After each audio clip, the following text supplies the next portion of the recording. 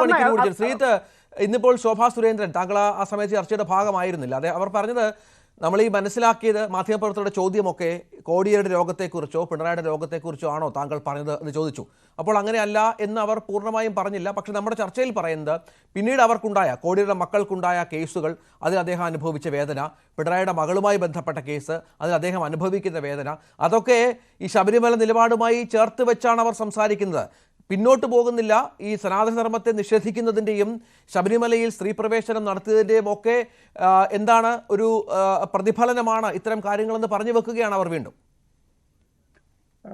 നോക്കൂ രഞ്ജിത്ത്, ഇതിൽ ഒരു പ്രധാനപ്പെട്ട കാര്യം, ഒരു വ്യക്തി സനാതനധർമ്മത്തെ അധിക്ഷേപിച്ചതിൻ്റെ പേരിൽ അദ്ദേഹത്തിന് മരണമുണ്ടായി എന്ന് പറയുകയോ അദ്ദേഹത്തിന് രോഗമുണ്ടായി എന്ന് പറയുകയോ ചെയ്തു കഴിഞ്ഞാൽ അത് അങ്ങേയറ്റത്തെ തെറ്റാണ്. അക്കാര്യത്തിൽ യാതൊരു വിധത്തിലുള്ള സംശയവുമില്ല.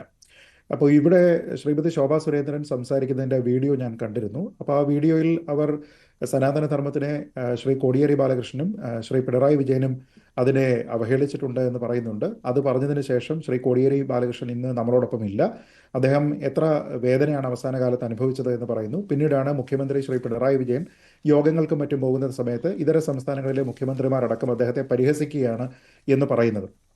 അപ്പോൾ അത് കഴിഞ്ഞ ഉടനെ തന്നെ ഒരു മാധ്യമപ്രവർത്തകൻ രോഗവുമായി ബന്ധപ്പെട്ടിട്ടാണോ ഇത് എന്ന് ചോദിക്കുന്ന സമയത്ത് ആ സമയത്ത് തന്നെ അവരൊരു ക്ലാരിഫിക്കേഷൻ കൊടുക്കുന്നുണ്ട്. രോഗത്തെക്കുറിച്ചാണോ ഞാൻ പറഞ്ഞത്, പിണറായി വിജയൻ്റെ രോഗത്തിനെക്കുറിച്ച് എനിക്ക് അറിയില്ല എന്നവർ പറയുന്നുണ്ട്. അപ്പോൾ അങ്ങനെയാണ് എങ്കിൽ ഒരുപക്ഷെ രോഗത്തിനെക്കുറിച്ച് ആവില്ല അവർ ഉദ്ദേശിച്ചിരിക്കുന്നത്, മറ്റു രീതിയിലത്തേക്കുള്ള മനപ്രയാസം എന്തെങ്കിലും അവർക്കുണ്ട് എന്ന രീതിയിലാവാം. അപ്പോൾ ഒരുപക്ഷെ ഇന്ന് അതായിരിക്കും താങ്കൾ പറഞ്ഞു. ഞാനത് കണ്ടില്ല.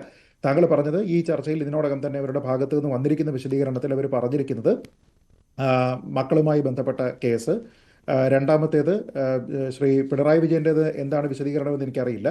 പക്ഷേ എന്തായാലും ഇങ്ങനെ പറഞ്ഞിരിക്കുകയാണ് എങ്കിൽ ഒരുപക്ഷെ ബെനിഫിറ്റ് ഓഫ് ദി ഡൗട്ട് അവർക്ക് കൊടുക്കാമെന്ന് തന്നെയാണ് ഞാൻ കരുതുന്നത്. അതല്ല എങ്കിൽ ഒരു രോഗാവസ്ഥ ഒരാളിന് സനാതനധർമ്മത്തിനെ പുച്ഛിച്ചതിൻ്റെ പേരിൽ അല്ലെങ്കിൽ അതിനെ അവഹേളിച്ചതിൻ്റെ പേരിൽ ഒരാൾക്ക് രോഗാവസ്ഥ ഉണ്ടാവുക, ഒരാളിൻ്റെ മരണം അതുകൊണ്ടാണ് സംഭവിച്ചിരിക്കുന്നത് എന്ന് പറഞ്ഞു കഴിഞ്ഞാൽ അതൊന്നും തന്നെ നമുക്ക് അംഗീകരിക്കാവുന്ന ഒരു പ്രസ്താവനയല്ല. ആ രീതിയിലത്തേക്ക് ഉള്ള ഒരു പ്രസ്താവന അവരുടെ ഭാഗത്തു നിന്ന് ഉണ്ടാവുകയാണെങ്കിൽ അത് അങ്ങേയറ്റം നിന്ദ്യമായിട്ടുള്ള ഒരു കാര്യമാണെന്നതിൽ തർക്കമില്ല. പക്ഷേ ആ വീഡിയോ ഒന്നുകൂടി ഒന്ന് കണ്ടു നോക്കാനായിട്ട് ഞാൻ അപേക്ഷിക്കുകയാണ്. കാരണം ആ സമയത്ത് ഈ ചോദ്യം പ്രിസൈസ്ലി ഉണ്ടായിരുന്നതാണ്, ഒരു മാധ്യമപ്രവർത്തകൻ ചോദിച്ചിരുന്നതാണ്. അപ്പോൾ ആ സമയത്ത് തന്നെ അവരത് രോഗത്തെക്കുറിച്ചാണോ ഞാൻ പറഞ്ഞത് എന്നാണ് പറയുന്നത്. അപ്പോൾ അങ്ങനെ ഒരു ക്ലാരിഫിക്കേഷൻ അവരുടെ ഭാഗത്തു നിന്ന് ആ സമയത്ത് തന്നെ ഉണ്ടായിട്ടുണ്ടെങ്കിൽ പിന്നെ അതിൽ ഒരു വിവാദത്തിനൊരു സ്കോപ്പ് ഉണ്ട് എന്ന് ഞാൻ കരുതുന്നില്ല. പിന്നെ രണ്ടാമതൊരു കാര്യം, ഹിന്ദു മതവിശ്വാസിയായ ഒരാൾ ഇപ്പോൾ അതിൽ അല്പം പോലും ആ പ്രസ്താവന തിരുത്തേണ്ടതില്ല എന്നുള്ള ഒരു ബോധ്യത്തിലാണ് അവർ നിൽക്കുന്നത് എന്നാണ് രഞ്ജിത്ത് പറഞ്ഞപ്പോൾ ഞാൻ മനസ്സിലാക്കുന്നത്. അങ്ങനെയാണെങ്കിൽ ഹിന്ദു മതവിശ്വാസിയായിട്ടുള്ള ഒരാളിന് കർമ്മങ്ങളിൽ വിശ്വസിക്കുന്ന ആൾക്കാരുണ്ടാകും. അപ്പോൾ അങ്ങനെയുള്ള വിശ്വസിക്കുന്ന ആൾക്കാരെ സംബന്ധിച്ചിടത്തോളം നീ ഇന്നത് ചെയ്തു കഴിഞ്ഞാൽ നിനക്ക് ഇന്നതുണ്ടാകും, അല്ലെങ്കിൽ ഇന്ന രീതിയിലത്തേക്കുള്ള ബുദ്ധിമുട്ട് നിനക്കുണ്ടാവും എന്ന രീതിയിലത്തേക്കൊക്കെ വിശ്വസിക്കുന്ന ആൾക്കാരുണ്ടാകും. അങ്ങനെയാണ് എങ്കിൽ ഒരുപക്ഷെ അദ്ദേഹത്തിന് ഈ പറഞ്ഞതുപോലെ മക്കളെക്കുറിച്ച് ഓർത്ത് ദുഃഖമെന്നോ അങ്ങനെയൊക്കെ തന്നെ ഒരുപക്ഷെ ശ്രീമതി ശോഭാ സുരേന്ദ്രൻ കരുതുന്നുണ്ടാകുമെന്ന് എനിക്കറിയില്ല. പക്ഷേ എൻ്റെ പൊസിഷൻ ഈ കാര്യത്തിൽ വളരെ ക്ലിയർ ആണ്. അതായത് സനാതനധർമ്മത്തിനെ പുച്ഛിക്കുന്ന ആൾക്കാരുണ്ടായിരിക്കാം, സനാതനധർമ്മത്തിനെ എതിർക്കുന്ന ആൾക്കാരുണ്ടായിരിക്കാം, വെറുക്കുന്ന ആൾക്കാരുണ്ടായിരിക്കാം. പക്ഷേ അവർക്ക് ഏതെങ്കിലും രീതിയിലത്തേക്കുള്ള ദോഷമുണ്ടാകണമെന്ന രീതിയിലോ അവർക്ക് അസുഖമുണ്ടാകണമെന്ന രീതിയിലോ അവർ മരിച്ചു പോകണമെന്ന രീതിയിലത്തേക്കോ ആരും തന്നെ കരുതും എന്ന് ഞാൻ കരുതുന്നില്ല. അങ്ങനെ ആരെങ്കിലും കരുതുന്നുണ്ടെങ്കിൽ തെറ്റാണ്. പക്ഷേ ഈ വിഷയത്തിൽ അവർ ക്ലാരിഫിക്കേഷൻ നൽകിയിട്ടുണ്ട് എന്നാണ് ഞാൻ മനസ്സിലാക്കുന്നത്.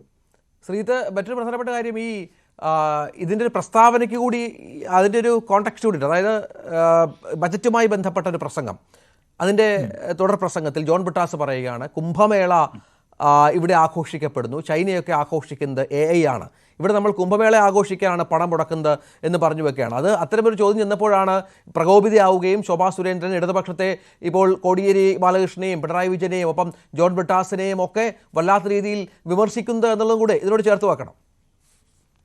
നിശ്ചയമായും നോക്കൂ, ഇത് ജോൺ ബ്രിട്ടാസിന്റെ ഭാഗത്തു നിന്നുണ്ടായിരിക്കുന്ന വളരെ അപക്വമായിട്ടുള്ള ഒരു പ്രസ്താവനയാണ്. കാരണം അദ്ദേഹം കമ്പയർ ചെയ്യുകയായിരുന്നുവെങ്കിൽ ചൈനയിൽ നടക്കുന്ന ഒരു മത ആഘോഷത്തിനെ പറ്റി അതിനെ ഇന്ത്യയിൽ നടക്കുന്ന ഒരു മതാഘോഷവുമായിട്ട് വേണമായിരുന്നു അദ്ദേഹം കമ്പയർ ചെയ്യാൻ. നമ്മളെപ്പോഴും പറയില്ലേ, കമ്പയർ ആപ്പിൾസ് വിത്ത് ആപ്പിൾസ്, അല്ലാതെ നോട്ട് വിത്ത് ഓറഞ്ചസ് എന്ന് നമ്മൾ പറയുന്നത് പോലെ സാങ്കേതിക വിദ്യയിൽ ഒരു രാജ്യത്തിനുണ്ടാകുന്ന പുരോഗതിയെപ്പറ്റി മറ്റൊരു രാജ്യത്ത് അതിൻ്റെ സംസ്കാരത്തിൻ്റെ അല്ലെങ്കിൽ അതിൻ്റെ മതത്തിൻ്റെ ഭാഗമായിട്ടുള്ള ഒരു സെലിബ്രേഷനുമായിട്ട് തുലനം ചെയ്യുന്നത് കൊണ്ട് എന്താണ് നേടുന്നത് എന്ന് എനിക്കറിയില്ല. അപ്പോൾ അങ്ങനെയാണ് നമ്മൾ കമ്പാരിസൺ ഡ്രോ ചെയ്യുന്നത് എങ്കിൽ നമുക്ക് പറയാവുന്ന നിരവധി മാതൃകകളുണ്ട്. ഇപ്പോൾ ഉദാഹരണത്തിന് ചൈനയിൽ വളരെ വിശാലമായിട്ടുള്ള റോഡുകളുണ്ട്, നല്ല രീതിയിലത്തേക്കുള്ള പബ്ലിക് ട്രാൻസ്പോർട്ട് സിസ്റ്റം ഉണ്ട്, നല്ല രീതിയിലത്തേക്കുള്ള പ്രൈവറ്റ് ട്രാൻസ്പോർട്ട് ഉണ്ട്, ആൾക്കാർക്ക് നിരവധി വാഹനങ്ങളുണ്ട്. അങ്ങനെ നോക്കിക്കഴിഞ്ഞാൽ നമ്മുടെ നാട്ടിലെ കമ്മ്യൂണിസ്റ്റുകാർ ചെയ്യുന്നത് എന്താ? വഞ്ചിയൂരിലെ റോഡ് കെട്ടി അടച്ചതിന് ശേഷം പാർട്ടി സമ്മേളനം നടത്തുകയല്ലേ. അപ്പോൾ ചൈന എന്ത് ചിന്തിക്കുന്നു, കേരളത്തിലുള്ള കമ്മ്യൂണിസ്റ്റുകാർ എന്ത് ചിന്തിക്കുന്നു എന്നൊക്കെ ചോദിച്ചു കഴിഞ്ഞാൽ ഇതൊന്നും ശരിയായ രീതി അതൊരു പക്ഷേ ശരിയായ കമ്പാരിസൺ ആയിരിക്കാം. പക്ഷേ അദ്ദേഹം പറയുന്നത് തെറ്റാണ്. ഇവിടെ നമ്മുടെ ധർമ്മത്തിന്റെ ഭാഗമായിട്ടുള്ള ഒരു സെലിബ്രേഷൻ, ആ സെലിബ്രേഷൻ എന്ന് പറയുന്നത് ഒരുപക്ഷെ രേഖപ്പെടുത്തപ്പെട്ട ചരിത്രത്തിനേക്കാളും പഴക്കമുള്ള ഒരു സെലിബ്രേഷനാണ്. അങ്ങനെയുള്ള ഒരു സെലിബ്രേഷൻ നടക്കുന്നത് നമ്മുടെ ഒരു സാംസ്കാരിക വൈവിധ്യം എന്ന രീതിയിലത്തേക്ക് ലോകരാജ്യങ്ങളിൽ നിന്നുള്ള ആൾക്കാർ വരെ കാണുന്നുണ്ട്. പക്ഷെ നമ്മുടെ നാട്ടിലുള്ള ആൾക്കാരെ സംബന്ധിച്ചിടത്തോളം എന്താണ് അതിനെ ആ രീതിയിലത്തേക്ക് കാണാനായിട്ട് സാധിക്കാത്തത് എന്നുള്ള ഒരു ചോദ്യം. രണ്ട്, ചൈന പോലെയുള്ള ഒരു രാജ്യത്ത് ഇതേപോലെയുള്ള ഒരു മതാചാരം സാധ്യമാണോ എന്നുള്ളത് ആലോചിച്ച് നോക്കുക. ഇന്ത്യയിൽ ഇത് സാധ്യമാകുന്നത് എന്തുകൊണ്ടാണ്? ഇന്ത്യ ഭരണഘടനാപരമായിട്ട് തന്നെ നമുക്ക് മതസ്വാതന്ത്ര്യവും ആരാധനാ സ്വാതന്ത്ര്യവും വിശ്വാസ സ്വാതന്ത്ര്യവും ആചാര സ്വാതന്ത്ര്യവും നൽകുന്നുകൊണ്ടാണ്, അല്ലെ? ആർട്ടിക്കിൾ 25 26 ഉള്ളത് കൊണ്ടാണ് കുംഭമേള നടക്കുന്നത്. ചൈനയിലോ? ചൈനയിൽ വ്യക്തിസ്വാതന്ത്ര്യമാണെങ്കിലും മതസ്വാതന്ത്ര്യമാണെങ്കിലും ഒക്കെ തന്നെ പരിമിതമാണ്. അഭിപ്രായ സ്വാതന്ത്ര്യത്തിന് കൂടുതൽ വിലക്കുകളുണ്ട്. അപ്പോൾ അങ്ങനെയുള്ള ഒരു രാജ്യത്ത് ഒരുപക്ഷെ ഇത് സാധ്യമല്ല. ഇനി ആർട്ടിഫിഷ്യൽ ഇൻ്റലിജൻസ് കുംഭമേളയിൽ ഉപയോഗിക്കുന്നുണ്ട്. ഏതാണ്ട് 3000-ഓളം ആർട്ടിഫിഷ്യൽ ഇൻ്റലിജൻസ് ക്യാമറകൾ അവിടെ ഉപയോഗിക്കുന്നുണ്ട്. അണ്ടർ വാട്ടർ ഡ്രോണുകൾ ഉപയോഗിക്കുന്നുണ്ട്. സർവൈലൻസ് ഡ്രോണുകൾ ഉപയോഗിക്കുന്നുണ്ട്. അതുകൂടാതെ അവിടെ വരുന്ന പിൽഗ്രിംസിന് ഏറ്റവും സഹായകമാകുന്നത് സഹായക് എന്ന പേരിലുള്ള ഒരു AI ആപ്പാണ്. എല്ലാ വിധത്തിലുള്ള ഇൻ്റഗ്രേഷൻസുമുള്ള ഇന്ത്യയിലുള്ള വിവിധ ഏതാണ്ട് 1 ഡസനോളം ലാംഗ്വേജുകൾ അതിൽ കമ്മ്യൂണിക്കേറ്റ് ചെയ്യാൻ കഴിയുന്ന, ടെക്സ്റ്റലായിട്ടും വോയിസ് കൊണ്ട് നിങ്ങൾക്ക് കമ്മ്യൂണിക്കേറ്റ് ചെയ്യാൻ കഴിയുന്ന, കുംഭമേളയുമായി ബന്ധപ്പെട്ട A to Z എല്ലാ കാര്യങ്ങളും അറിയാൻ കഴിയുന്ന രീതിയിലത്തേക്കുള്ള ഒരു ആപ്പ് അവിടെ വികസിപ്പിച്ചിട്ടുണ്ട്. അപ്പോൾ കുംഭമേളയിൽ പോലും ആർട്ടിഫിഷ്യൽ ഇൻ്റലിജൻസിനുള്ള ഒരു സ്കോപ്പ് കണ്ടെത്തിയിരിക്കുന്ന ഒരു രാജ്യമാണ് നമ്മുടേത്. പക്ഷേ അതേസമയം നമ്മളുടെ വളരെ പരമ്പരാഗതമായിട്ടുള്ള വളരെ ട്രഡീഷണൽ ആയിട്ടുള്ള ഒരു സാംസ്കാരിക വൈവിധ്യത്തിനെ നമ്മൾ അതേപോലെ തന്നെ സെലിബ്രേറ്റ് ചെയ്യുകയുമാണ്. അപ്പോൾ ഇതൊക്കെ മിസ്പ്ലേസ്ഡ് ആയിട്ടുള്ള കമ്പാരിസൺസ് ആണ്. എന്തിനാണ് ശ്രീ ജോൺ ബ്രിട്ടാസ് ഒരുപക്ഷെ ഇങ്ങനെയൊക്കെ പറയുന്നതെന്ന് എനിക്കറിയില്ല. ഞാനിത് മാതൃഭൂമിയിലാണ് വായിക്കുന്നത്. എനിക്ക് സത്യം പറഞ്ഞാൽ ആ സമയത്ത് തോന്നിയത് അവിശ്വാസമാണ്. ഇങ്ങനെയൊക്കെ അദ്ദേഹം പറയുമോ എന്നൊക്കെ തോന്നിപ്പോയി. കാരണം നമുക്കറിയാവുന്നതുപോലെ ഇടതുപക്ഷത്ത് നിന്നുള്ള അല്ലെങ്കിൽ പ്രതിപക്ഷ ബെഞ്ചിലുള്ള അത്യാവശ്യം സെൻസിബിളായി സംസാരിക്കുന്ന എന്ന് നമ്മൾ പ്രതീക്ഷിക്കുന്ന ഒരു വ്യക്തിയാണ്. അദ്ദേഹം ഈ രീതിയിലത്തേക്കുള്ള കമ്പാരിസൺസ് ഒക്കെ കൊണ്ടുവരികയും അനാവശ്യമായിട്ട് മതത്തിനെ ഇവിടേക്ക് കൊണ്ടുവരികയും ഒക്കെ ചെയ്യുന്നത് അങ്ങേയറ്റം അധാർമികമാണ്, തെറ്റായിട്ടുള്ള ഒരു കാര്യമാണ്. കുംഭമേള നടത്തിയത് കൊണ്ട് എന്തെങ്കിലും രീതിയിലത്തേക്കുള്ള പ്രോബ്ലം ഉണ്ടോ? ഇപ്പോൾ അതിലേക്ക് കേന്ദ്ര സർക്കാരോ സംസ്ഥാന സർക്കാരോ ഒക്കെ തന്നെ ഇൻവെസ്റ്റ് ചെയ്യുന്നുണ്ടായിരിക്കും. അതുവഴി എന്തുമാത്രം പണം ഈ സിസ്റ്റത്തിൻ്റെ ഭാഗമായിട്ട് തിരികെ കിട്ടുന്നുണ്ട് എന്നുള്ളത് ആലോചിച്ച് നോക്കുക. ഇവിടെയുള്ള ട്രാൻസ്പോർട്ടേഷൻ സിസ്റ്റം വഴി ഇവിടെ ഉണ്ടാകുന്ന ജനറേറ്റ് ചെയ്യപ്പെടുന്ന പണം, അതിപ്പോൾ റെയിൽവേ ആണെങ്കിലായിക്കോട്ടെ, ഫ്ലൈറ്റ് ആയിക്കോട്ടെ, മറ്റു മാർഗ്ഗങ്ങളായിക്കോട്ടെ, അത് ഉണ്ടാകുന്നതൊക്കെ തന്നെ നമ്മളൊന്ന് ആലോചിച്ച് നോക്കുക. അങ്ങനെ നോക്കിക്കഴിഞ്ഞാൽ ഫൈനാൻഷ്യലായിട്ടുള്ള ഒരു ആംഗിൾ പോലുമുള്ള ഒരു മേളയാണ്. അതല്ലാതെ കേവലം അവിടേക്ക് ഈ പറയുന്ന നാഗസന്യാസിമാർ വന്ന് മുങ്ങിയിട്ട് തിരിച്ചു പോകുന്നു എന്ന മാത്രം രീതിയിലത്തേക്കല്ല ഇന്നതിനെ കാണേണ്ടത്. അതുകൊണ്ടാണ് ഞാൻ ഈ പറഞ്ഞിരിക്കുന്ന സാങ്കേതിക വിദ്യയൊക്കെ തന്നെ നമ്മളെ അസിസ്റ്റ് ചെയ്യുന്ന രീതിയിലത്തേക്ക് മാറിയിരിക്കുന്ന ഒരു സെലിബ്രേഷനാണ്. ആ സെലിബ്രേഷനോട് എന്ത് രീതിയിലത്തേക്കുള്ള വിരോധമാണ് ഉണ്ടാകേണ്ടത്? ഇത് ഒരു പക്ഷേ പലപ്പോഴും ഇടതുപക്ഷത്തു നിന്നുള്ള അല്ലെങ്കിൽ പ്രതിപക്ഷത്തു നിന്നുള്ള പല ആൾക്കാരും ഒരു രാഷ്ട്രീയമായിട്ടുള്ള ഒരു പൊളിറ്റിക്കൽ ടൂളായിട്ടൊരു വിമർശനത്തിലേക്ക് കൊണ്ടുവന്ന് അതിനെ പറഞ്ഞ് ഹിന്ദു വിരുദ്ധതയാക്കി മാറ്റുന്ന ഒരു കാര്യമുണ്ട്. ഇപ്പോൾ ഉദാഹരണത്തിന് നിങ്ങൾക്ക് പാർലമെന്റിന്റെ പുതിയ ബിൽഡിങ്ങിലേക്ക് മാറുന്ന സമയത്ത് അതിൻ്റെ ഇനോഗ്രേഷന്റെ ഭാഗമായിട്ട് സന്യാസികളെ ഇവിടെ കൊണ്ടുപോകുന്നതിനെ രാഷ്ട്രീയമായി നിങ്ങൾക്ക് വിമർശിക്കാം, ഒരു പ്രശ്നവുമില്ല. പക്ഷേ ആ വിമർശനം BJPക്ക് നേരെ ആയിരിക്കണം. അല്ലാതെ ആ സന്യാസിമാരെയോ അവർ പിന്തുടരുന്ന സമ്പ്രദായത്തിനെയോ അവരുടെ സ്കൂൾ ഓഫ് സന്യാസം ഇതിനെ അല്ല നിങ്ങൾ വിമർശിക്കേണ്ടത്. അപ്പോൾ ഇതിൽ നിങ്ങൾ ചെയ്യുന്നത് BJPയെ വിമർശിച്ച് അതിനെ അവസാനം ഹിന്ദു വിമർശനം എന്ന രീതിയിലത്തേക്ക് മാറ്റുന്ന ഒരു പതിവ് ഇവിടെ ഉണ്ട്. ഇവിടെ അതേപോലെ തന്നെ ചൈനയെ നിങ്ങൾക്ക് പ്രകീർത്തിച്ചോളൂ. സാങ്കേതികമായിട്ട് AI രംഗത്ത് ഇന്ത്യ ചൈനയോടൊപ്പം വന്നിട്ടില്ല എന്നുള്ളതാണ് നിങ്ങളുടെ വിമർശനമെങ്കിൽ ശരി, നിലവിലത്തെ സാഹചര്യത്തിൽ വാലിഡ് ആയിട്ടുള്ള വിമർശനമാണ്, നിങ്ങൾ വിമർശിച്ചോളൂ. സർക്കാർ കൂടുതലായിട്ട് ആ രംഗത്തേക്ക് വരട്ടെ, അതിലുള്ള നിക്ഷേപം കുറവാണ്, നിങ്ങൾ പറഞ്ഞോളൂ, ജസ്റ്റിഫൈഡ് ആണ്, കുഴപ്പമൊന്നുമില്ല. പക്ഷെ ഞാൻ പറഞ്ഞു, എവിടെ നിന്നാണ് ഈ കുംഭമേള വരുന്നത്? കുംഭമേള അതിൽ എവിടെ നിന്നാണ് വരുന്നത്? അതാണ് നമ്മൾ ഈ പറഞ്ഞത്.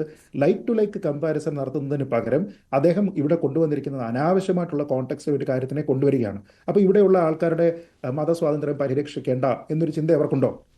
അപ്പോൾ അങ്ങനെ നോക്കുന്ന സമയത്താണ് നമ്മൾ ശബരിമലയുമായി ബന്ധപ്പെട്ട ആചാരങ്ങൾ നോക്കുകയാണെങ്കിൽ ഒരു ക്ഷേത്രവുമായി ബന്ധപ്പെട്ട വിശ്വാസ പദ്ധതികളുമായി ബന്ധപ്പെട്ട അവിടേക്ക് പ്രവേശനം കാക്ഷിക്കുന്നത് ആരാണ്?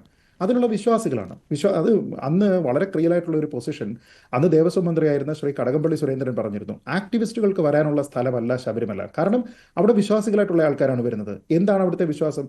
യുവതികൾക്ക് അവിടെ പോവുക എന്നുള്ളതല്ല ആ ക്ഷേത്രത്തിന്റെ വിശ്വാസം. അതേപോലെ പുരുഷന്മാർക്ക് വിലക്കുകളുള്ള ക്ഷേത്രങ്ങളുണ്ട്, സ്ത്രീകൾക്ക് വിലക്കുകളുള്ള ക്ഷേത്രങ്ങളുണ്ട്. ഇതൊക്കെ ഒരു ആചാര വൈവിധ്യത്തിന്റെ ഭാഗമായിട്ടാണ്. അല്ലാതെ ഈ ഒരു മതത്തിൽ അല്ലെങ്കിൽ ഈ ഒരു സമ്പ്രദായത്തിൽ ഇന്ന ജെൻഡറിലുള്ള ആൾക്കാർക്ക് ഒരിക്കലും പ്രവേശനമില്ല, അങ്ങനെയൊന്നുമല്ല.